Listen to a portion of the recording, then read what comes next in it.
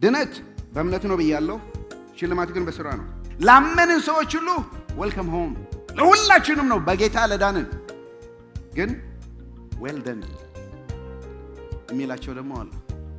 አንደኛ ቆሮንቶስ ምዕራፍ 3 ከቁጥር 10 የእግዚአብሔር ጸጋ እንደተሰጠኝ መጠን እንደ ብላተኛ አናጺ አለቃ መሰረትኩ፣ ሌላውን በላዩ በአንድነት እያንዳንዱ ግን በሱ ላይ እንዴት እንዲያንጽ በአንድነት ይጠንቀቅ። ከተመሰረተው በቀር ማንም ሌላ መሰረት ሊመሰርት አይችልምና እሱም በአንድነት ኢየሱስ ክርስቶስ ነው። ማንም ግን በዚህ መሰረት ላይ በአንድነት በወርቅ ቢሆን በብርም በከበረ ድንጋይም በእንጨትም በሳርም ወይም ባገዳ ቢያንጽ የእያንዳንዱ ሥራ ይገለጣል። በምን? በእሳት ስለሚገለጥ ያ ቀን ያሳያል። የእያንዳንዱ ሥራ እንዴት መሆኑ እሳቱ ይፈትነዋል። ማንም በእሱ ላይ ያነጸውን ሥራ የተቃጠለበት ቢሆን ይጎዳበታል፣ እሱ ራሱ ግን ይድናል። ነገር ግን በእሳት እንደሚድን ይሆናል። በፍቅሬ ኑሩ፣ አብ እንደወደደኝ እርስ በርሳችሁ ተዋደዱ። ቅድምም ወንድሜ ሚኪ አንብቦታል። ብትወዱኝ ብሏል፣ ትእዛዜን ጠብቁ። ትልቁ ደግሞ ትእዛዙ እርስ በርሳችሁ ተዋደዱ የምትል ናት። የክርስቶስ ፍቅር ግድ ይለናል ወገኖች ወይ። ዛሬ ደግሞ የምናነሳው ክርስቶስ ፍቅር እንድናገለግለው ግድ ይለናል። ጴጥሮስን አይታችሁ ከሆነ ቅድም በተነበበው ከካደው በኋላ ወደ ድሮ ወደ አሳ ማጥመዱ ከተመለሰ በኋላ ኢየሱስ ድጋሚ ተገለጠለትና ዮና ልጅ ስምዖን ትወደኛለህ ወይ አለው። አዎ እንደምወድህ አንተ ታውቃለህ ሲለው ምንድን ነው ያለው? እንግዲያውስ በጎቼን ጠብቅ፣ ግልገሎቼን አሰማራ፣ አይደለም ጠቦቶቼን መግብ ማለት። የምትወደኝ ከሆነ ይሄው ህዝቡ አገልግል ማለቱ ነው። ይሄው ህዝቡ ምራ ማለቱ ነው። ይሄው ህዝቡ መግብ ማለቱ ነው። ይሄው ህዝቡ ጠብቅ ማለቱ ነው። አይደለም እውነተኛ የፍቅር መገለጫ ነው። እግዚአብሔርን የምንወደው ከሆነ ፍቅራችንን የምንገልጥበት የእግዚአብሔርን ህዝብ በማገልገል ነው። ፍቅር የአገልግሎታችን መገለጫ መንገድ ነው። የምንወደውን ያህል እናገለግለዋለን። ታዲያ ዛሬ ደግሞ የምናየው አገልግሎት ደግሞ ብድራት አለው፣ ሽልማት አለው። የአገልግሎትን ሽልማት ስናገለግለው ደግሞ በፍቅር ተነሳስተን ስናገለግለው እግዚአብሔር ደግሞ ላገለግሉት የሚሰጠው ብድራት አለው። የአገልግሎትን ሽልማት የአገልግሎትን አክሊል ነው የምናየው። አሁን ያነበብነው ክፍል አለ አንደኛ ቆሮንቶስ 3 ከ10 እስከ 15 ላይ ሰዎች አገልግሎታቸውን በተለያየ መንገድ ያገለግላሉ። ላንብበው። ከእግዚአብሔር በተሰጠኝ ጸጋ መጠን እንደ አንድ ብልህ ግንበኛ መሰረትን ጣልሁ፣ ሌላው በላዩ ላይ ይገነባል። ነገር ግን እያንዳንዱ እንዴት እንደሚገነባ መጠንቀቅ አለበት። ምክንያቱም አንድ ጊዜ ከተመሰረተው መሰረት በቀር ሌላ መሰረት መጣል የሚችል ማንም የለም። ይህ መሰረት ማን ነው? ኢየሱስ ክርስቶስ ነው። ማንም በዚህ መሰረት ላይ በወርቅ እነዚህ 6 ነገሮች ናቸው። 3ቱ በጣም የከበሩ 3ቱ የቀለሉ ማለት ትችላላችሁ። በዚህ መሰረት ላይ በወርቅ በብር በከበረ ድንጋይ ወይም በእንጨት በሳር ባገዳ ቢያንጽ ስራው እንዴት እንደሆነ ይታያል። ምክንያቱም በአንድነት እናንብበው ያንን ቃል ምን ይላል? ያ ቀን ወይንም ያቺ ቀን ወደ ብርሃን ያመጣዋል፣ በእሳትም ስለሚገለጥ እሳቱ ለእያንዳንዱ ሰው ስራ ምንነትን ይፈትናል። ማንም የገነባው ስራ ቢጸናለት በአንድነት ምን ያገኛል? ሽልማት ይቀበላል። ስራው የተቃጠለበት ግን ሽልማት ይቀርበታል። እርሱ ግን ይድናል። ይሁን እንጂ የሚድነው በእሳቱ ውስጥ በጭንቅ እንደሚያልፍ ሆኖ ነው። በጣም የታጨቀ ነገር ነው። ሽልማት የሚያገኙ አሉ፣ ሽልማት የሚቀርባቸው አሉ። መሰረቱ አንድ ነው።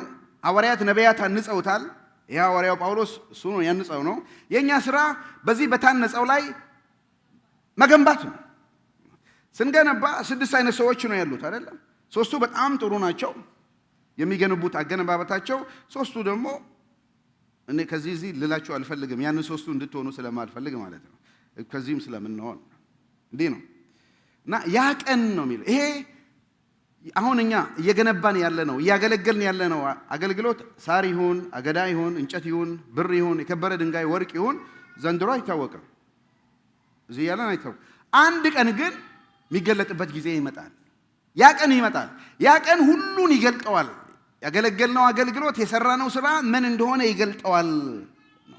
ስለዚህ የአገልግሎት ሽልማት አለ። ጌታ ኢየሱስ ራሱ ማቴዎስ 16:27 ላይ እንዲህ ይላል፣ የሰው ልጅ በአባቱ ክብር ከመላእክት ጋር ይመጣል፣ ለእያንዳንዱ እንደ ስራው ዋጋውን ይከፍለዋል። ማለት አንድ ቀን ጌታ ይመጣል።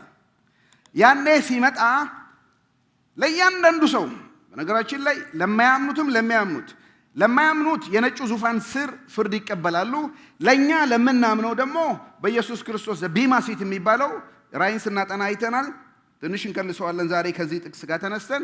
ቅዱሳንም አማኞችም ስለሰራነው ስራ በኃጢአታችን ለመኮነን አይደለም፣ በኃጢአታቸው ለመኮነን ያላመኑ ሰዎች በነጩ ዙፋን ፊት ይቀርባሉ።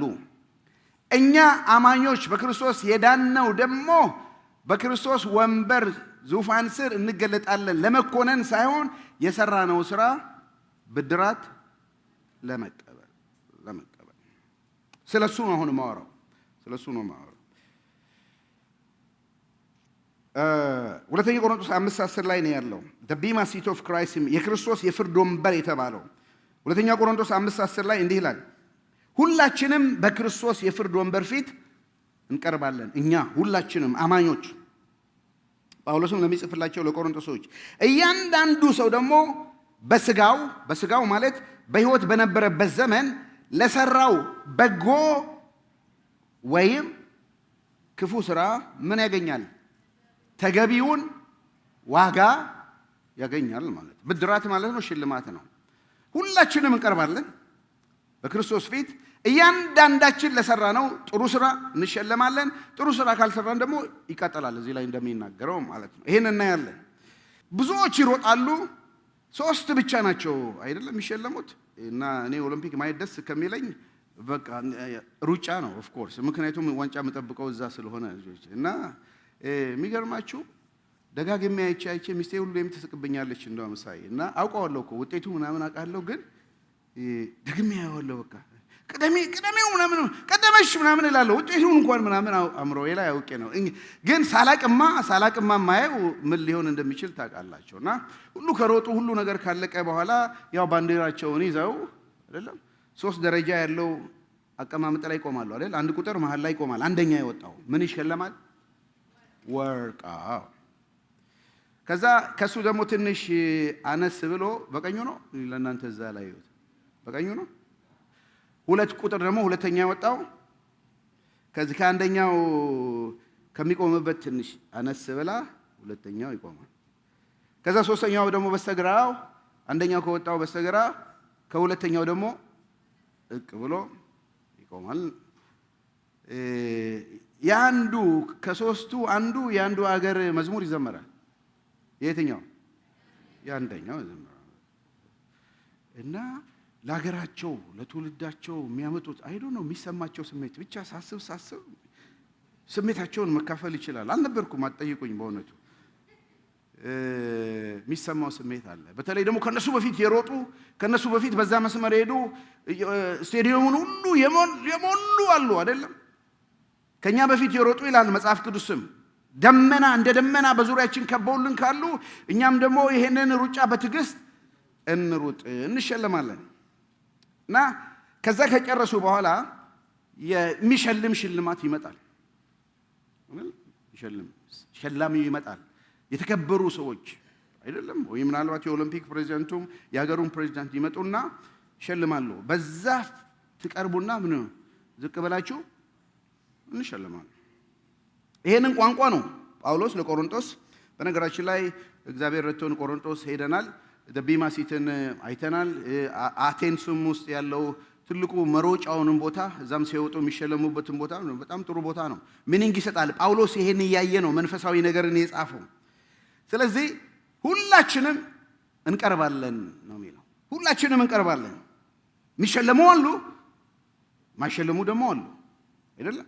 ስለዚህ ሶስት ነገር ነው እዚህ ክፍል ውስጥ ያነሳው። በዚያን ቀን አንደኛ ሁላችንም በክርስቶስ ፊት እንቀርባለን። ይሄንን ቃል እንዳውም ሲያጸናው ሮሜ 14:10 ላይ እንዲህ ይላል፣ አንተ በወንድምህ ላይ ስለምን ትፈርዳለህ? ወይስ አንተ ደግሞ ወንድምህን ስለምን ትንቃለህ? ሁላችንም በክርስቶስ ወንበር ፊት ምን እናደርጋለን? እንቆማለን። ሁላችንም እንቆማለን። ቅድም እንዳነበብ ነው ሁለተኛ ቆሮንቶስ ላይ ሁላችንም በክርስቶስ ወንበር ፊት እንቆማለን። አንደኛው እውነት በዚያን ቀን። ሁለተኛው በዚያን ቀን እያንዳንዳችን እንደ ስራችን እንሸለማለን። እያንዳንዳችን እንደ ስራችን እንሸለማለን። እንደ አገልግሎታችን እግዚአብሔር እንደሰጠን ስራ መጠን እንሸለማለን።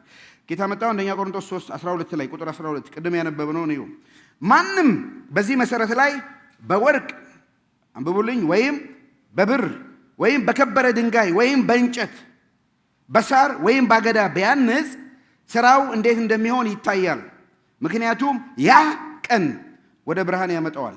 በእሳትም ስለሚገለጥ እሳቱ የእያንዳንዱ ሰው ስራ ምንነት ይፈትናል። ቁጥር 14 አንብቡ። ማንም የገነባው ስራ ቢጸናለት ሽልማቱን ይቀበላል። ቢጸናለት ለምን አለ? ማንም ሰው አሁን አገልግሎት ላይ ነን፣ ድነናል። ጌታ በደሙ የዋጃትን ቤተክርስቲያን ውስጥ ደባልቆናል፣ አካል አድርጎናል። መሰረቱ ተጥሏል። ሐዋርያትና ነቢያት ጥለውታል አይደለም። ኢየሱስ ክርስቶስ ነው የማዕዘኑ ራስ፣ ፋውንዴሽኑም በሱ ላይ ነው የተመረሰው። እያንዳንዱ ትውልድ ሲድን ያንጻል፣ እናንጻለን በዚህ ላይ በተመሰረተው። ስለዚህ 6 አይነት ሰዎች አሉ ይሄን አገልግሎት የሚያገለግሉ። ሁላችንም በሱ ፊት እንቀርባለን። ስለዚህ ማንም የገነባው ስራ ቢጸናለት፣ የገነባው ስራ የሚጸናላቸው በወርቅ በብር በከበረ ድንጋይ የሰሩት እሳቱ ይፈትናቸዋል። እሳቱን ነጥሮ ይወጣል። እነሱ ምን ያገኛሉ? ይሸለማሉ። እንዴት ነው እየሰራን ያለ ነው? እንዴት ነው እያገለገልን ያለ ነው? እሳቱ እንዴት ነው የሚፈትነው ብለን እናስባለን። አንደኛ ሁላችንም በክርስቶስ ፊት እንቀርባለን። ሁለተኛ አንዳንዶች እንደ ስራችን እንሸለማለን። ሶስተኛ በጣም አሳዛኙ ነገር በዚያ ቀን ቁጥር 15 ላይ አንዳንዶች ሽልማት ይቀርባቸዋል፣ አይሸለሙም። ቁጥር 15 ስራው የተቃጠለበት ግን ይላል። ስራው የተቃጠለበት ግን ማለት በእንጨት በሳር ወይም በአገዳ ላይ ያነጸ ማለት ነው። እሱ ምን ይሆናል? ሽልማት ይቀርበታል። እርሱ ግን ሰውየው ግን ይድናል። ምክንያቱም መዳን በስራ አይደለም። ያመንነው ድነን ነው የዳነው አምነን ነው። እርሱ ግን ይድናል። ይሁን እንጂ የሚድነው በእሳት ውስጥ በጭንቅ እንደሚያልፍ ሆኖ ነው። ይገባችኋል? ይድናል። ሰውየው ግን በእሳት ውስጥ እንደሚያልፍ ሆኖ ነው የሚድነው። ይድናል። ምክንያቱም ሰው የሚድነው ክርስቶስ ኢየሱስ በመስቀል ላይ በሰራው ስራ ነው አይደለም። ሽልማት ነው በምንሰራው ስራ ያለው። ስለዚህ እግዚአብሔር እላቸዋለሁ፣ ምናልባት ስቴትመንት ሜክ አድርገ ብትሉኝ ምንድነው ፕሪንሲፕል የምንማረው ከዚህ ካልን፣ እግዚአብሔር የእያንዳንዳችንን ስራ የሚመዝንበት ሚዛን አለ። የእግዚአብሔርን ስራ በቸልተኝነት የሚሰራ ምን ይሆን ይላል። በጣም አስደንጋጭ ነገር ነው። እግዚአብሔር ይመዝናል። ለአንድም ንጉሥ ተመዘንክ አይደለም፣ ቀለህ ተገኘህ። እግዚአብሔር መዘነ።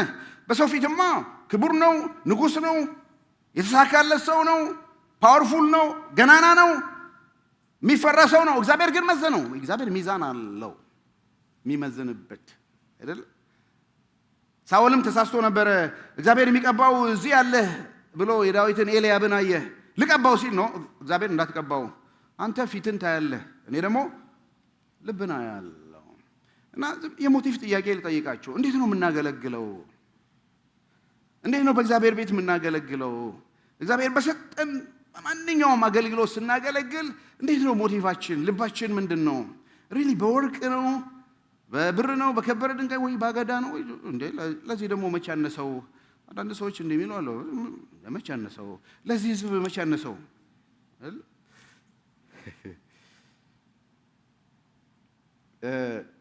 ከቲቸር ትሬኒንግ ኮሌጅ ከቲቲሲ አንድ አስተማሪ ተመርቆ አስታውሳለሁ። ያኔ 230 ብር ነው ደሞዛቸው። የድሮ ጊዜ ነው፣ ታሪክ ነው የምነግራቸው። እና ኤሌመንተሪ ስኩል እንግሊዘኛ አስተማሪ ሆኖ ተቀጠረ። እና እንግሊዘኛ ሲያስተምር ያው ቦይ ኤንድ ገርል እያለ ያስተምራል። ገርል የሚባለውን GIRL ነው። ድሮ እንደዛ ነበር፣ አሁን ተቀይሯል። ስፔል አደረገና ሲያነብ ጀርል እያለ ያነባል። ጀርል እያለ ሲያነብ አንዱ ተነሳና ቲቸር ጀርል አይደለም ገርል ነው ምናምን አለ። ደግሞ ለ230 ብር ጀርል ብዬ ባነብ ምን አነሰውና ለሚከፈለው 200 ለ230 ብር ጀርል ብል መች ያነሰ ማለት የሚያስተምረው የትምህርቱ ጥራት እንደሚከፈለው ገንዘብ መጠን ነው አይደል? ማለት 500 600 ወይ 1000 ብር ቢያደርጉለት ይሞክራል፣ ገርል ለማለት ይሞክራል። እና ብዙ ጊዜ አሁን ስናገለግል እኔ ምን ይከፈለኛል? ምን አገኛለሁ? ምን ነው ማለት እንዴ? ራሴን እንዲያርገ ባገለገልኩት ምናምን እንላለን። ምን ይከፈለኛል? አረ ይከፈላል፣ በጣም ይከፈላል። ዋጋ አለ። አንድ ቀን እግዚአብሔር ብድራትን ይረሳ ዘንድ አመፀኛ አይደለም፣ ያያል እሱ። ቤተክርስቲያን ሽማግሌዎች ባያዩ፣ ፓስተሮች ባያዩ፣ ባል ሚስት ባያይ፣ ማንም ቢያይ ሪኮርድ የሚመዘግብ አለ። የሰራችሁትን አገልግሎት ይረሳ ዘንድ አመፀኛ አይደለም። እስከ ዛሬ ያገለገላችሁትን አሁንም እያገለገላችሁ ያሉትን አንድ ቀን ጌታ ሲመጣ ዋጋዬ በጄ ነው ብለዋል፣ እሱ ተናግረዋል። አረ ሚጽፍ አለ፣ ሪኮርድ ሚይዝ አለ፣ የሚመለከት አለ። አስቸጋሪ በሆነ ነገር መታችሁ ስታገለግሉ ሳክሪፊሻሊ ልጆቻችሁን ሁሉ ኮምፎርታብል በማይሆን ሲቹዌሽን ስታገለግሉ፣ ይሄን ቤት ስከፍቱ ስታጸዱ፣ ካሜራ ምናልባት ላያችሁ ይችላል፣ ማንም አያችሁም፣ ያያል። አይኖቹ ዘወትር የሚመለከቱ አምላክ ይመለከታል። ዋጋውን ሰጥ ዘንድ ብድራቴ ከኔ ዘንድ አለ ይላል ጌታ። ይመለከታል። yes ታንኪዩ ላትባሉ ትችላላችሁ።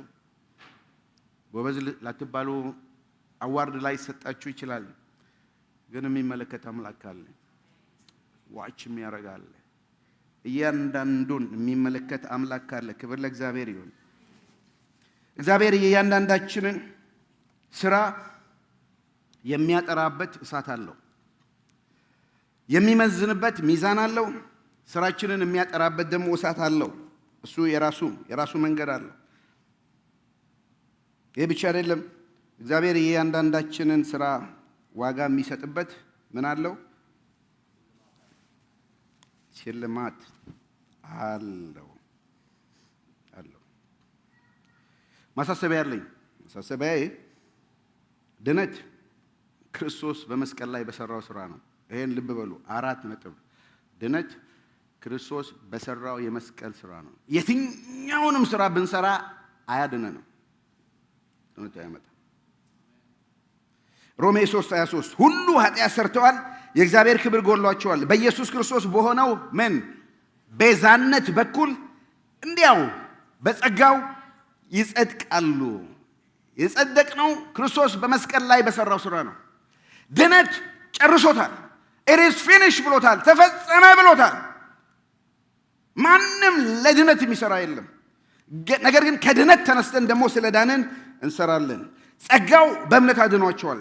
ይህም የእግዚአብሔር ስጦታ ነው እንጂ ከእናንተ አይደለም፣ ማንም እንዳይመካ ከምን አይደለም ይላል? ከስራ አይደለም። አሜን። ከስራ አይደለም። በስራ የዳነ የለም።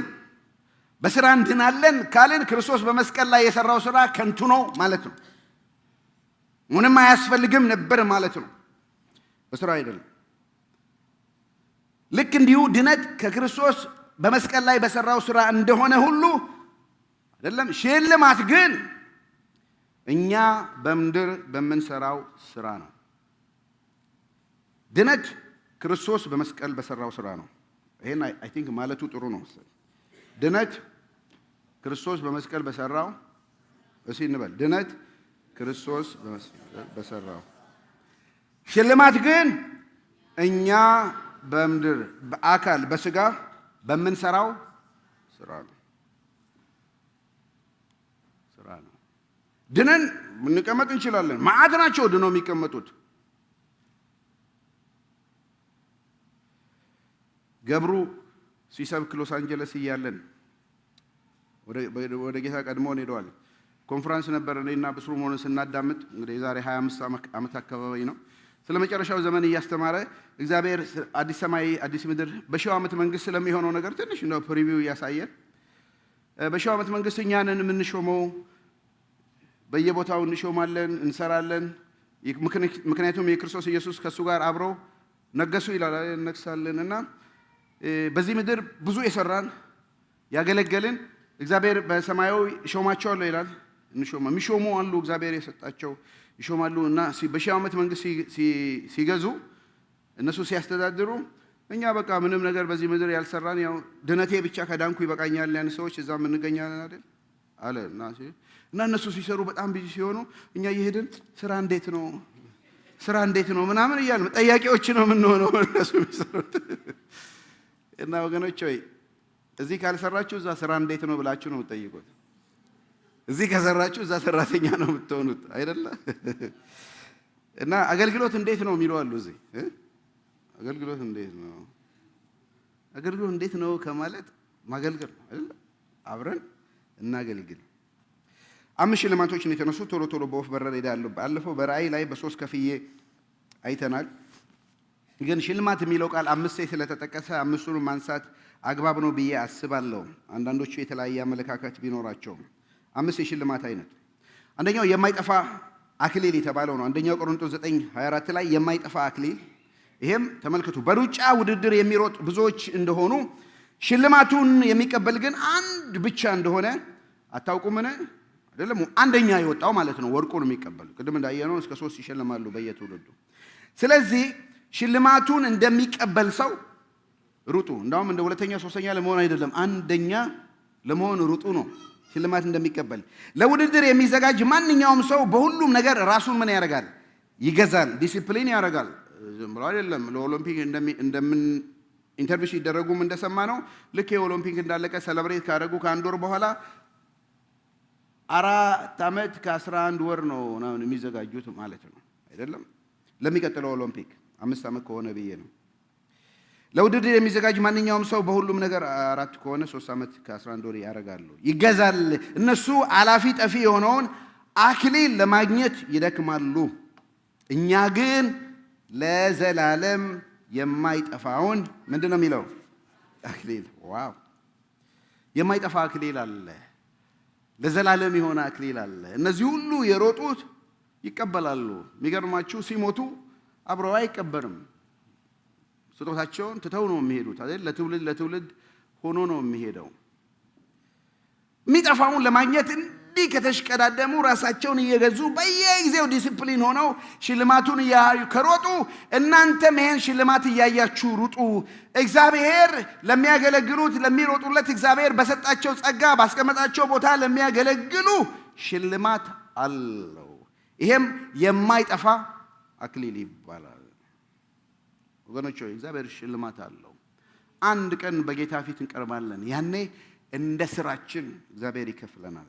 ጸሎቴ ምኞቴ በወርቅ በብር በከበረ ድንጋይ የሆነውን ስራ እንድንሰራ ነው። ሁለተኛ የደስታ አክሊል አንደኛ ተሰሎንቄ 2:8 እና ቁጥር 19 የእግዚአብሔር ወንጌል ብቻ ሳይሆን ሕይወታችንን ጭምር ልናካፈላችሁ ደስ እንደሚለን እስከሚለን ድረስ ወደድናችሁ። ምክንያቱም እናንተ በእኛ ዘንድ ተወዳጅ ነበራችሁ፣ ቢላቭድ ነበራችሁ። ቁጥር 19 ጌታችን ኢየሱስ ሲመጣ በእርሱ ፊት ተስፋችን ወይስ ደስታችን ወይስ አክሊላችን ማን ነው? እናንተ አይደላችሁም? በእርግጥ ክብራችንም ደስታችንም ናችሁ። ይሄ የደስታ አክሊል ይሉታል። ይሄ ደግሞ ሰዎችን ወደ ክርስቶስ መንግስት በማምጣት የሚሰጥ አክሊል ነው። እናንተ እኮ የተሰሎንቄ ሰዎች ለኛ ሽልማታችን ናችሁ፣ አክሊላችን ናችሁ። እንደ አባት እየመከርን እንደ ሞግዚት እየተንከባከብን ያሳደግናችሁ፣ ወንጌልን የሰማችሁ በወንጌል የዳናችሁ የኛ አክሊል ናችሁ። በወንጌል የወለድናችሁ ናችሁ። በእግዚአብሔርን ፊት በጌታችን ፊት በዚህ ቢማሲቱ ስንቀርብ በክርስቶስ የፍርድ ወንበር ፊት ስንቀርብ ትምክታችን ናችሁ። እናንተ ደስታችን ናችሁ። ምክንያቱም በእኛ አገልግሎት በእኛ ወንጌል በማካፈል እኛ መስክረንላችሁ ኢየሱስ ክርስቶስ ያድናል ብለን ሰምታችሁ ድናችኋል። በዛን ቀን አክሊሎቻችን ናችሁ። ክብር ለእግዚአብሔር ይሁን። ዋው! እዚህ ቆም ልበል እስኪ። አሁን ስለ ጌታ መስክራችሁላቸው ጌታን የተቀበሉ አሉ፣ ዲሳይፕል ያደረጋቸዋቸው ካሉ እናንተ ብፁዓን ናቸው። አትሊስት በእግዚአብሔር የክብር ወንበር ፊት ሲቀርቡ እነሱም አክሊሎቻችሁ አብረዋችሁ አሉ። ያ ደግሞ ትልቅ ደስታ የሚፈጥር ነው። ከሌለ ይሄን ማንም መስክር ያዳንኩ ከሌለ ዛሬ ቀኑ ነው አይደለ? ፌብሩዋሪ ጊዜው ነው ተናገሩ፣ መስክሩ። ሶስተኛው የጽድቅ አክሊል። መልካሙን ገድል ተጋድያለሁ፣ ሩጫውን ጨርሻለሁ። ሁለተኛ ጢሞቴዎስ 2:7 ላይ ነው። ሃይማኖትን ጠብቄያለሁ፣ ወደፊት የጽድቅ አክሊል ተዘጋጅቶልኛል። ይህም ጻድቅ ፈራጅ የሆነው ጌታ ያን ቀን፣ አሁንም ያቺ ቀን መጣች፣ በዚያን ቀን ለኔ ይሰጠኛል። ደስ የሚለው ይሄ ቃል ነው። ደግሞ ለኔ ብቻ ሳይሆን የሱ መገለጥ ለናፈቁ ሁሉ፣ ለኔ ብቻ ሳይሆን መገለጡን ለሚናፍቁ ሁሉ የጽድቅ አክሊል አለ። የክርስቶስን መምጣት ለሚጠባበቁ ሁሉ የሚሰጥ ልባቸው በሰማያዊ መዝገብ ላይ የሆነ ሰማያዊ ነገር እያሰቡ ላሉ፣ ለሰማያዊ ነገር ኢንቨስት ላደረጉ፣ በዚህ በምድር እያሉ ሰማያዊ ነገር ለሰሩ፣ ለእግዚአብሔር መንግሥት መስፋፋት ምክንያት ለሆኑ፣ ይህንን የእምነት ገደል ስለተጋደሉ፣ እግዚአብሔር የሰጣቸውን ጥሪ ስለጠበቁ፣ እስከ መጨረሻው በአገልግሎታቸው በጥሪያቸው ለጸኑ ያ ሽልማት አለው። ለእኔም ብቻ ሳይሆን ለእናንተም የጽድቅ አክሊል አለ። ክብር ለእግዚአብሔር ይሁን። ይሄን አንመኝም? እንመኛለን። ወገኖች ሆይ ለአግሪጳ ከጌታ የተቀበልከውን አገልግሎት ትፈጽመው ዘንድ ተጠንቀቅ በሉልኝ። ጸሎቴ ምኞቴ እዚህም ላለን ሁላችን እግዚአብሔር የሰጠን ትንሹን ብዙ እሷን ይዘን እስከ መጨረሻው ሕይወታችን እስኪያልፍ የሰጠን እስትንፋስ እስኪወሰድ ድረስ አቅም እስክናጣ ድረስ እግዚአብሔር ጤና ከሰጠን አቅም ከሰጠን መግባት መውጣት ከሰጠን በሕይወት ዘመናችን ሁሉ እናገለግለዋለን። ሃሌሉያ። አራተኛ የክብር አክሊል። የክብር አክሊል አንደኛ ጴጥሮስ 5:2 በእናንተ ዘንድ ያለውን የእግዚአብሔርን መንጋ ጠብቁ፣ እንደ እግዚአብሔር ፈቃድ በውድ እንጂ በግድ ሳይሆን፣ በበጎ ፈቃድ እንጂ መጥፎን ረብ በመመኘት ሳይሆን ጎብኙት። ለመንጋው ምሳሌ ሁኑ እንጂ ማኅበረተኞቻችሁን በኃይል አትግዙ። የእረኞች አለቃ በሚገለጥበት ጊዜ የማያልፈውን ምን የክብር አክሊል ትቀበላላችሁ። በእርግጥ አንዳንድ ሰዎች ይህንን ለሼፐርዶች፣ ለመጋቢዎች፣ ለአገልጋዮች ብቻ ነው ይላሉ። ክርስቶስ አለቃ ለሚመጣ ስፔሲፊክ በሆነ ግን የእግዚአብሔር ቃል ምን ይላል? አንደኛ ጴጥሮስ 4 ላይ እያንዳንዳችን የእግዚአብሔር ደጋግ መጋቢዎች ነን ይላል። እግዚአብሔር በሰጠን አንዳችን የአንዳችን ጠባቂ ነን፣ አንዳችን የአንዳችን መጋቢ ነን። ለነሱ ብቻ ነው ብዬ አላምንም። ነገር ግን እግዚአብሔር በሰጠን ሼፐርዲንግ በሆነ በአገልግሎታችን እግዚአብሔር በሰጠን ጸጋ ስናገለግል፣ በውድ ስናገለግል፣ በግድ ሳይሆን ረብ በመመኘት ጥቅማ ጥቅም በመፈለግ ሳይሆን የእግዚአብሔርን ፍቅር በማሳየት ስናገለግል፣ ለመንጋው ምሳሌ ስንሆን፣ እግዚአብሔር ባስቀመጠን ቦታ በየትኛውም ጸጋ ምሳሌ ሆነን ስናገለግል፣ በፍቅር ስናገለግል እግዚአብሔር ብድራት አለው፣ ይሰጣል፣ ይሸልማል። የክብር አክሊል አለ። አሜን። አምስተኛው የሕይወት አክሊል። የሕይወት አክሊል ራእይ 2:10 ላይ ጌታ ነው እንዲህ የሚለው፣ ሊደርሰው ያለብህን መከራ አትፍራ፣ እነሆ ዲያብሎስ ሊፈትናችሁ አንዳንዶቹን ወደ እስር ቤት ይጥላል፣ እስከ ሞት ድረስ ታማኝ ሁን፣ እኔም የሕይወትን አክሊል እሰጥሃለሁ። እስከ ሞት ድረስ ታማኝ ሁን፣ እስከ መጨረሻው አይዱ ብለናል ደህንነታችንን አይደለም ጌታን ስንቀበል whatever በስልክም ይሁን ባለንበት ቦታ ጸልየናል የኃጢአተኛ እኔ ዓለምን ክጃለሁ ከዚህ በኋላ በቀረኝ ዘመን አንተን እከተላለሁ የሕይወቴ ጌታ አድርጌ ተቀብያለሁ ካልን ቀን ጀምሮ ይሄ ሩጫ እስኪያልቅ ድረስ ነፍሳችን እስኪወስደው ድረስ ይሄንን የጌታን መንገድ እንከተላለን ያኔ ሃሌሉያ እስከ ሞት ድረስ የታመንኩን ከሕይወት ማንም ሊነጥለን ቢሆን እስከ መጨረሻው ድረስ ኢየሱስን አምነን ተከትለን አምልከነው አገልግለነው ስንሄድ እግዚአብሔር የሕይወትን አክሊል ይሰጠናል ክብር ለእግዚአብሔር ይሁን ያዕቆብ 1:12 ላይ እንዲህ ይላል በፈተና የሚጸና ሰው የተባረከ ነው ምክንያቱም ፈተናውን ሲቋቋም እግዚአብሔር ለሚወዱት የሰጠውን ተስፋ ምን የሕይወት አክሊል ይቀበላል በመከራ የምታልፉ አላችሁ አዲን ደስ ይበላችሁ እግዚአብሔር የሕይወት አክሊል አዘጋጅቷል ከዚህ ከመከራ ውስጥ ሁሉ ሊያወጣን ጸጋንም ያበዛል አንድ ቀን ደግሞ የሕይወትን አክሊል ይሰጠናል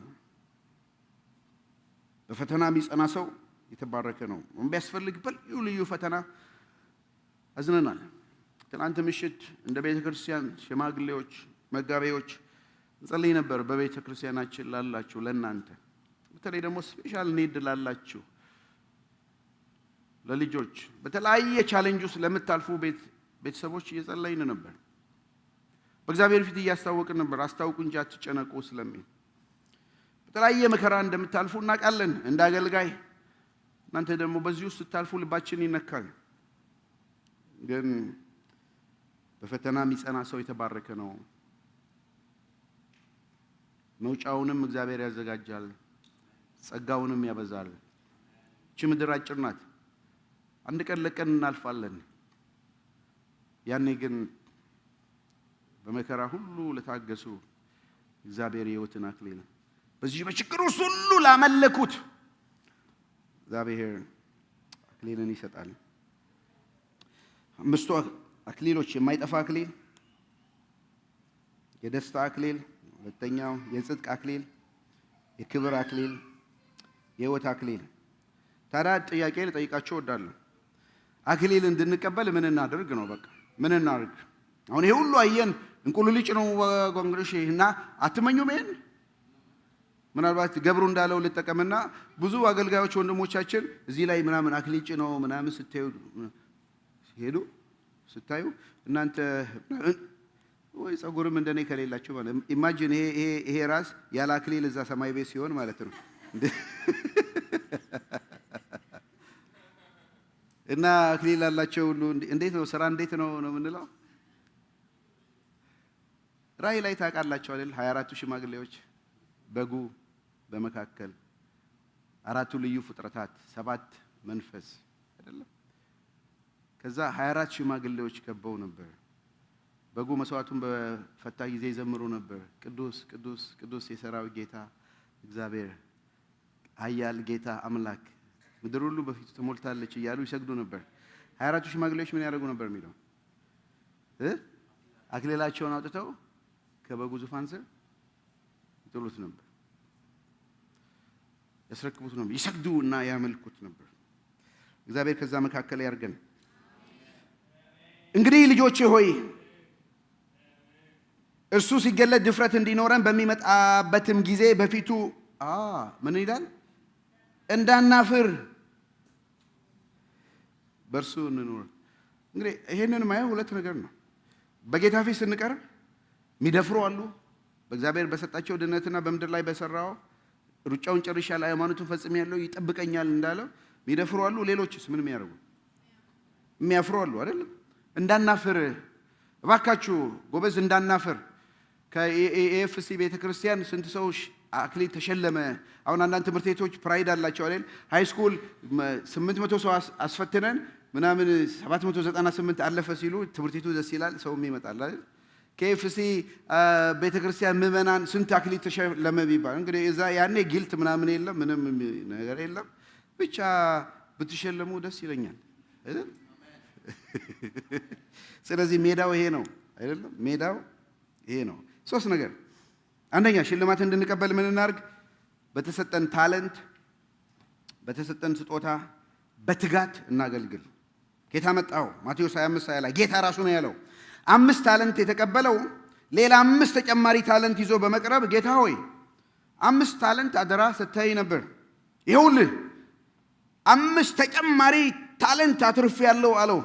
ጌታም ደግ አደረግ፣ ዌል ደን አይደለም፣ ደግ አደረግ አንተ መልካም ታማኝ ባሪያ፣ በትንሽ ነገር ላይ ታማኝ ስለሆንክ በብዙ ነገር ላይ እሾምሃለሁ፣ ወደ ጌታ ደስታ ግባ።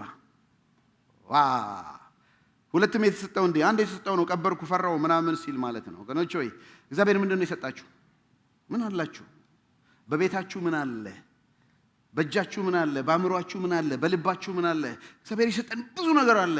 እሱን ለእግዚአብሔር መንግስት መስፋፋት አውሉት፣ ለወንጌል መሮጥ አውሉት፣ ለቅዱሳን ህብረት አውሉት፣ ቅዱሳንን ለመድረስ በተለያየ ላሉ ሰዎች አውሉት። ወገኖች ሆይ አንድ ቀን እግዚአብሔር ይከፍላል።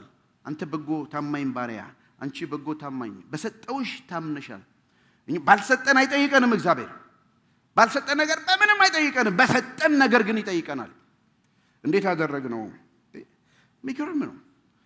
ብዙ ልዩ ልዩ ጸጋ በጣም ከኢትዮጵያም ሲመጡ አንዳንድ ሰዎች በጣም የሚገርማቸው እዚህ ሲመጡ ገሌ እዚህ ሀገር ነው? አዎ እዚህ ሀገር ነው እንደዚህ እና ኢትዮጵያ ውስጥ በጣም በትልቅ አገልግሎት ያገለግሉ የነበሩ ሰዎች እዚህ ሀገር መጥተው አንዳንዴ እንደውም ሰውም ማያውቃቸውም ትውልድም ማያውቃቸውም እንደዚህ እና ያዝናሉ። ምን አይነት ነው የአሜሪካ ይላሉ እንደዚህ ብዙዎቹ ሲያወሩ ማለት ነው። በተለያየ ምክንያት ነው። በተለያየ ምክንያት ታውቃላችሁ።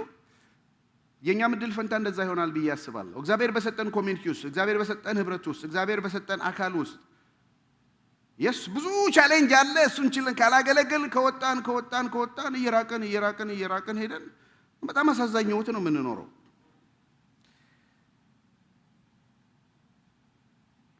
በአብዛኛው ቀብር ሲሄድ አበሻ ኮሚኒቲ አገር ቤትም እዚህ ብዙ ሰው ይመጣል በህይወታቸው ኮሚኒቲ ውስጥ ያሉት። ግን አንድ በጣም አሳዛኝ ቀብር አይቻለሁ። 15 ሰው ነው 10 ምናምን ሰው የነበረበት በጣም የሚያሳዝን የኛ ሰው የኖሩት ኑሮ ነው ያሳለፉት ማሳለፍ ነው። ብዙ በሰጠን ነገር እናገልግል ወገኖች ሆይ። እሱን ብቻ አይተን እናገልግል። ማንንም አይተን አይደል። እሱ ነው የሰጠን፣ ለአካሉ ነው የሰጠን። ስጦታው ለቤተ ክርስቲያን ነው። ሄደ ምርኮ ማረከ ለቤተ ክርስቲያን ነው። ታለንቱ የእናንተ ቢሆን ተምራችሁም ያመጣችሁ ቢመስላችሁ ከባዮሎጂካል ጊፍትድ ነኝም ብላችሁ ያመጣችሁ ከሆነ ደክሜ ነው በብዙ ነገር ብላችሁም ከሆነ ስጦታው የቤተ ክርስቲያን ነው። እናንተም የቤተ ክርስቲያን ናችሁ። አገልግሉ። አሜን አሜን አሜን። ያላችሁበት ቤተ ክርስቲያን ደግሞ ማገልገል ካልቻላችሁ በተለያየ ምክንያት ካልቻላችሁ የምትሰጡበትና የምትቀበሉበት ሌላ ቤተ ክርስቲያን ሄዳችሁ ስጡ፣ ተቀበሉ። ብቻችሁን ግን አትቅሩ። ቤት ዘግታችሁ አትቀመጡ። እግዚአብሔር ለአካሉ ነው የሰጣችሁ። በአካሉ ውስጥ ፈንክሽን አድርጉ። ይህን ስታደርጉ ምናልባት ቤተ ክርስቲያን ምንም ባይኖራት ያያል ጌታ። አንድ ቀን በቢማሲ ሽልማት ይሰጠናል። አሜን። በተሰጠን ታለንት እናገልግል። እኔ 2 ቃል ያለ ይመስለኛል ወደ ሰማይ ስንገባ። ኦፍ ኮርስ ዌልካም ኤንድ ዌል ደን። ድነት በእምነት ነው ብያለሁ። ሽልማት ግን በስራ ነው። ሁላችንም ኢየሱስ ክርስቶስን የህይወታችን አዳኝ አድርገን የተቀበልን ሞተንም ይሁን ጌታ ሲመጣ ወደሱ ስንሄድ ጌታ ዌልካም ሆም ይለናል። ያ የጠፋው ልጅ ሲቀበለው እንደተቀበለው ዌልካም ሆም ይለናል። ለሁላችንም ነው። ላመንን ሰዎች ሁሉ ዌልካም ሆም ይለናል ጌታ። ለሁላችንም ነው። በጌታ ለዳንን ግን ዌል ደን የሚላቸው ደግሞ አለ። ዌል ደን እግዚአብሔር በሰጣቸው ዘመን፣ በሰጣቸው ጊዜ፣ በሰጣቸው ታለንት ያገለገሉትን አንተ በጎ ታማኝ ባሪያ፣ አንቺ በጎ ታማኝ ባሪያ፣ እግዚአብሔር ይሄን ሰጥቶሽ ይሄን አድርገሻል፣ ይሄንን ውረሽ የሚለን ዌል ደን የሚላቸዋል። እኔ ሁለቱንም እንድንባል ነው። የስ ዌልካም ሆም እንባላለን። የዳንነን ወንጌል ያልሰማችሁ እዚህ ካላችሁ እናገራለሁ። ሚዲያም ላይ የምትሰሙ እግዚአብሔር ዌልካም ሆም የሚላችሁ ኢየሱስ ክርስቶስ ብቸኛ መንገድ ነው። እኔ ህይወት መንገድም ነኝ አይደለም ያለው? ከኔ በቀር ወደ አብ የሚመጣ የለም ብለዋል። ወደ እግዚአብሔር መግቢያ ብቸኛ አንድ መንገድ ኢየሱስ ክርስቶስ ነው።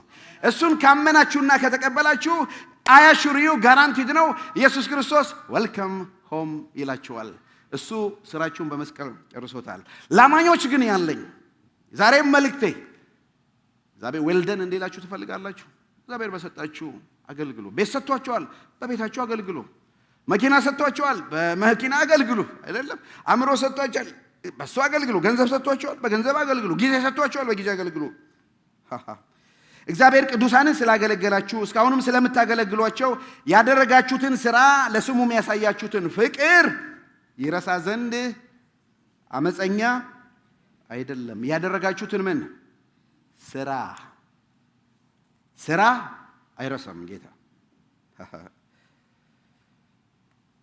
ብድራት ለኮከብ ሰራተኞች ጸልዩልኝ። ኢትዮጵያ በሚሄድበት ጊዜ ቲዮሎጂ ኦፍ ወርክ ብዙ ማስበው ስለ ስራ የቀደሙት ሪፎርመርስ ያስተማሩትን ትምህርት ነው። ስራ ክቡር ነው።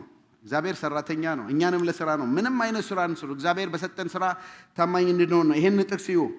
ቆላስይስ 3:22 ባሮች ሆይ ለታይታ ሳይሆን እንደሚያስደስቱት ሳይሆን ለታይታ ሰውን እንደሚያስደስቱት ሳይሆን በቅን ልብ ጌታን በመፍራት ለምድራዊ ጌቶቻችሁ በሁሉ ነገር ምን ሆኑ ታዘዙ። የምታደርጉት ሁሉ ለሰው ሳይሆን ለጌታ እንደምታደርጉት ቆጥራችሁ በሙሉ ልባችሁ አድርጉት። ቁጥር 24 ከጌታ ዘንድ እንደ ብድራት የምትቀበሉት ርስ እንዳለ ታውቃላችሁና ይልና መጨረሻ ምን ይላል? የምታገለግሉት ጌታ ክርስቶስ ነው። ትንሽ ቆም ልበል።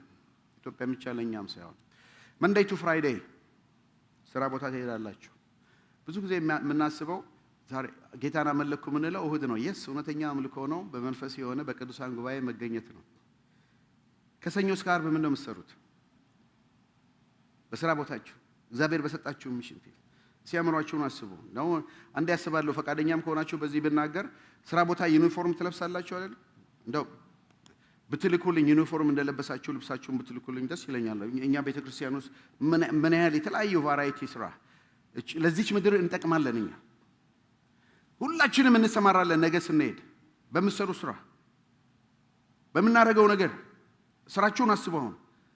እዛ ስትሰሩ የምትሰሩ ስራ ለማን ነው? ለካምፓኒው ነው? የስ ካምፓኒው ደሞዝ ይከፍላችኋል። እንደሱ አትዩት። ለጌታ እንደምትሰሩ እዩ። ለሰው ታይታም አይደለም። ካሜራ አለ በየቦታው ደቅነው ነው። ካሜራ ስላለ ሌላ ነገር አና ካሜራ በላይ አለ የሚያይ አምላክ።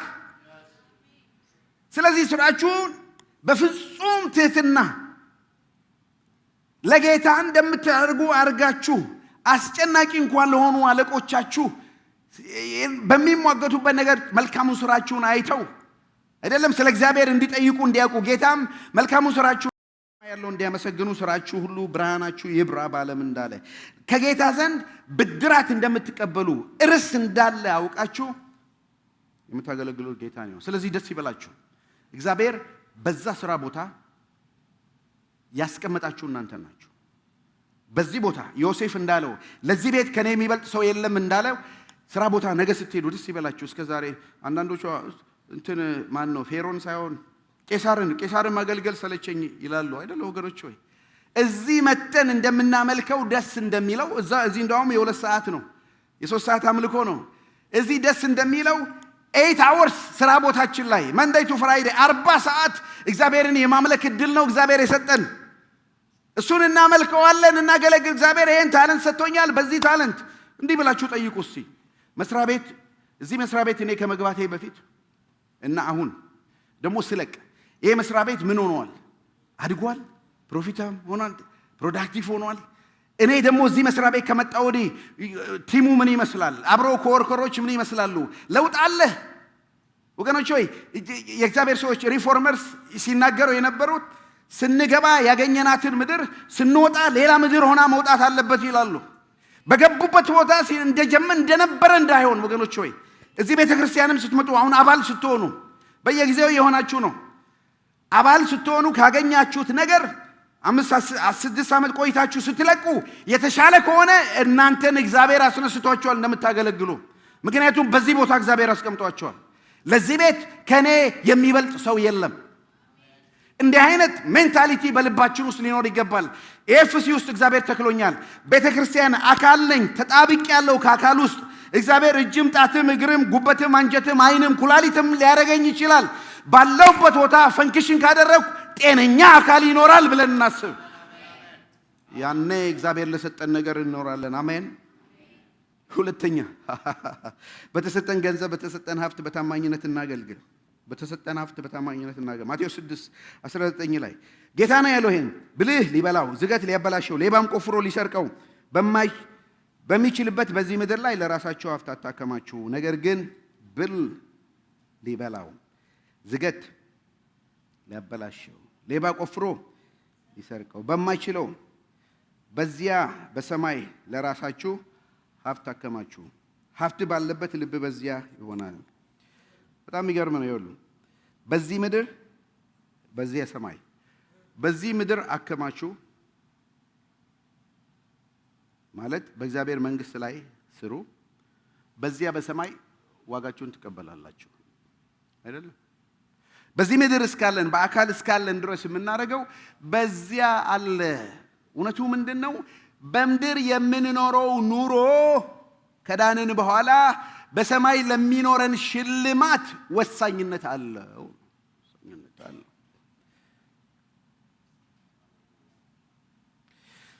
የዲያስፖራ ኑሮ መቼስ ወደ ሀገር ቤት ተመልሶ እድሜያችሁ በተለይ ቆጣሪው የቆጠረ ሲሄድ 40 50 ወደ 60 ስትጠጉ እንደኔ ወደ 70 መቼ ነው ሀገሬ ተመልሼ መጋባው ነው የምትሉት? እመኑኝ ትላላችሁ። እዚህ ያለች ማለት ከዚህ ፈርስት 1.5 ጀነሬሽን ካልሆናችሁ ሃይ ስኩል ምናምን እዚህ የተመራችሁ ምናምን አደልት ሆነን የመጣን ያው እናስባለን። አንዳንዶቻችን ደግሞ እየሞከርን ነው።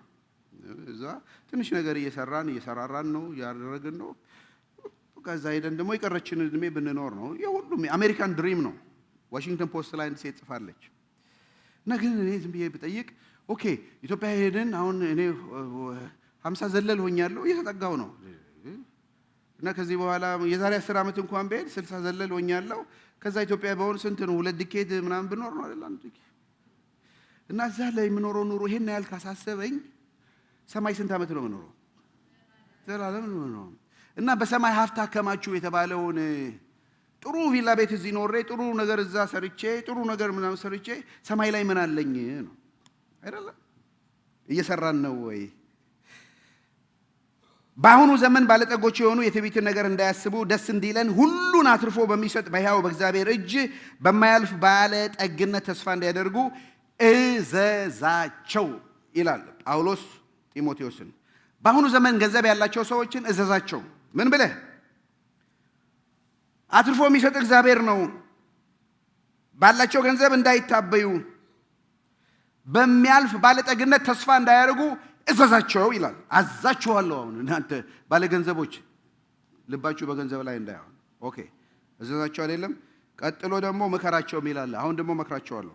ቁጥር 18 ለሚመጣው ዘመን ለራሳቸው መልካም መሰረት የሚሆንላቸውን መዝገብ እየሰበሰቡ መልካም እንዲያደርጉ በበጎ ሥራ ባለጠጎች እንዲሆኑ ሊረዱና ሊያካፍሉ የተዘጋጁ እንዲሆኑ ምን አድርጋቸው? ምከራቸው ይላል። ልምከራችሁ የእግዚአብሔር ቤተሰቦች እንደ መጋቢ ልምከራችሁ። የዚህ ዓለም ገንዘብ ያላችሁ በሰማይ መልካም መሰረትን ያላት መዝገብ እንዲኖራችሁ እግዚአብሔር በሰጣችሁ ገንዘብ መልካም አድርጉ። በበጎ ሥራ ባለጠጎቹ ነው። በገንዘብ ባለጠጋ እንደሆናችሁ በበጎ ሥራ ባለጠጎቹ ነው። አካፍሉ፣ እርዱ፣ ምከራቸው ብሎኛ መክሬያቸዋለሁ። እኔ የለሁበትም ከዚህ በኋላ ብታረጉ ባታረጉ። ሶስተኛው በተሰጠን ዘመን ጌታ በማስተዋል እናገልግል። አሜን። ቅቡል ነው። ኤፌሶን 5:15 እንግዲህ ጥበብ እንደሌላቸው ሳይሆን እንደ ጥበበኞች እንዴት እንደምትኖሩ ተጠንቀቁ። ቀኖቹ ክፉዎች ናቸውና ዘመኑን በሚገባ ዋጁ። ስለዚህ ሞኞች አትሁኑ፣ የጌታ ፈቃድ ምን እንደሆነ አስተውሉ። ሶስተኛ በዘመናችን እናገልግለው። ዋይስሊ እንጠቀም ጊዜያችንን። እግዚአብሔር ጊዜ ሰጥቶናል። ይሄው 2026 ከገባ ፌብሩዋሪ ወጣና ሁለተኛ እሑድ ሆነ። የሚገርም ነው። ከሸማኔ መወርወሪያ ይልቅ ይፈጥናል እንዳለ ወገኖች ሆይ ዘመናችን ይፈጥራል። ጥበብ ስጠን። ሙሴ ጸልየዋል። ዘመናችንን መቁጠር አስተምረን፣ ካውንት እንድናደርግ ዘመናችንን አስተምረን፣ ጥሩ ልቦና እንድናገኝ በጥበብ እንድንጠቀምበት ወገኖች ጊዜ ሰጥቷቸዋል። አሁን ነው መሮጥ። አናቅም፣ ነገ የሚመጣብንን ነገር አናቅም። ዛሬ ነው መጥቶ ማምለክ ወደ ቤተ ክርስቲያን፣ ዛሬ ነው ማገልገል፣ ጠብ እርግፍ እያሉ ማገልገል ዛሬ ነው። ጉልበት እያለ ወገብ እያለ መንቀሳቀስ እየተቻለ ዛሬ ነው ቀኑ የአገልግሎት። አሜን አሜን አሜን አሜን። ነገኛ አይደለም። ላስፈራራቸው አይደለም። ብዙዎች የኑሮውን ጉዳይ ኤክሰሲቭ ስራ ይሰሩና 2-3 ስራ ይሰራሉ። እረፍት ለሰውነታቸው አያገኙም። በቂ እንቅልፍ አያገኙም። ፕራክቲካሊ የሆነ ነው። እዚሁ አሜሪካ ውስጥ አንድ ሰው ሚስቱን ሊያመጣ ልጆቹን ሊያመጣ 2 ስራ 3 ስራ መስራት ጀመረ። መጡለት ልጆቹ። ሚስቱም ከመጣች ወዲህ ከዛም ደግሞ የስራው አይ ቲንክ ወርኮሊክ ሆነ።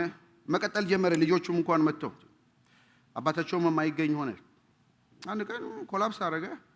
እስካሁን አስፈራሳይ ነው። አልጋ ላይ ነው ያለው እና ወደሱ ሊጠይቁት የሄዱትን ወጣቶች ይመክራል። እባካችሁ በእኔ ደረሰ በእናንተ እንዳይደርስ እረፉ። ሰውነታችሁ እንዴ የሰራን እንቅልፍ ያስፈልገዋል፣ እረፍት ያስፈልገዋል። ግን አእምሮአችን ላይ ያለው ብዙ ነገር ስለሆነ ሆኖ እናምልክ ብንል እናገልግል ብንል የጭንቀት ቀን ሳይመጣ በጉብዝና ወራት ፈጣሪን አስብ የሚለው ገብቷቸዋል። አንዱ እርጅና ነው ኮንቴክስቱ ላይ ማገልገል በማንችልበት ጊዜ፣ አንዱም ደግሞ የፍርድ ቀን ነው። ስለዚህ ዛሬ እናገልግለው ወገኖች። ዛሬ የምንቆጥበው ነገር አይኑረን። ለሱ የምንቆጥበው ጊዜ አይኑር፣ የምንቆጥበው ገንዘብ አይኑር፣ የምንቆጥበው ታለንት ጊፍት አይኑረን ወገኖች። እንዴ እሱማ ያልተገለገለ ማን ይገለገል? ጊዜ ለሱ ያልተሰጠ ለማን ይሰጥ? ገንዘብ ለመንግስቱ ያልተሰጠ ለማን ይሰጥ? አካል ጉልበት ለሱ ያልተሰጠ ለማን ይሰጥ? እዚህ ሀገር 3 ነገር ነው የሚሉት፣ 3 T's ይሉታል። ታማኝነት፣ ታይም፣ ታለንት ኤንድ ትሬዠር። ታይም፣ ታለንት፣ ትሬዠር። እግዚአብሔርን ልናከብር ከፈለግን አይደለ? አሁን ያየነው ነው። እኛም አለን ሙዚቃ ብለው የራሳችን እንዳመጡ እኛም አለን ስሪቲ። እኛ ስሪቲ ቢያቅተን ገጉጊ ብለናል አይደል? ይሄ ትርጉማችን ይሄ ነው አይደል? ገጉጊ፣ ገንዘብ፣ ጉልበት፣ ጊዜ ሲነገሩኝ ስሪቲ ይሻላል ገጉጊ ይሻላል? ገጉጊ ያለን እኛም አይደለም ስሪቲ ያለን ቢሉ ገጉጊ ያለን ብለን እኛም በሶስት እንናገራለን። እና ፈረንጅ መሆን ያማራችሁ ስሪቲውን ውሰዱ፣ ስሪቲ ለጌታ ስጡ። አማርኛው ያማራችሁ ገጉጊ ለጌታ ስጡ። እነሆ በቶሎ እመጣለሁ ይላል ጌታ፣ ለእያንዳንዱ እንደ ሥራው መጠን ከፍለው ዘንድ ዋጋዬ ከኔ ጋር ነው። አልፋና ኦሜጋ፣ ፊተኛና ኋለኛ፣ መጀመሪያና መጨረሻ እኔ ነኝ። በቶሎ እመጣለሁ ይላል ጌታ። ያስፈራናል ይሄ ቃል? ወይ ሳልሰራ ሳላገለግል ነው የምትሉት? አንድ ቀን በክርስቶስ ፊት እንቀርባለን። ይሄው ለእያንዳንዱ እንደ ሥራው መጠን፣ ዋው! እንደ ሥራው መጠን ለእያንዳንዱ ፌር የሆነ ጀስቲስ ያለበት የሚባል ፍትህ አለ። ፍትህ የምንጠይቀው የፍትህ አምላክ ነው። እያንዳንዳችን እንደ ሥራችን የሚሸልምበት ጊዜ ይመጣል። በዘር አይደለም የሚሸልመን፣ በቋንቋ አይደለም የሚሸልመን፣ በሙስና አይደለም ምናምን የሚሸልመን፣ ወይ እንደዚህ ነው ባለፈው ይሄ ተሰጥቶታል ይሄም ደግሞ ኢኩቫለንት ለማድረግ ለዚህ ይሰጠው ምናምን በሚባል አይደለም። ጌታ የሚሰጠን ለእያንዳንዱ እንደ ሥራው መጠን ከፍለው ዘንድ ዋጋዬ ከኔ ጋር አለ። አልፋና ኦሜጋ፣ ፊተኛና ኋለኛ፣ መጀመሪያና መጨረሻ እኔ ነኝ። በቶሎ እመጣለሁ ይላል። አሜን። ጌታ ኢየሱስ ሆይ ቶሎና። አሜን አሜን አሜን አሜን አሜን አሜን አሜን። ሁሉ ቢጠፋባችሁ ከሰማነው ነገር ዋናው ቁም ነገር በክርስቶስ ፍርድ ወንበር ፊት ስንቆም አንድ ቀን እንቆማለን።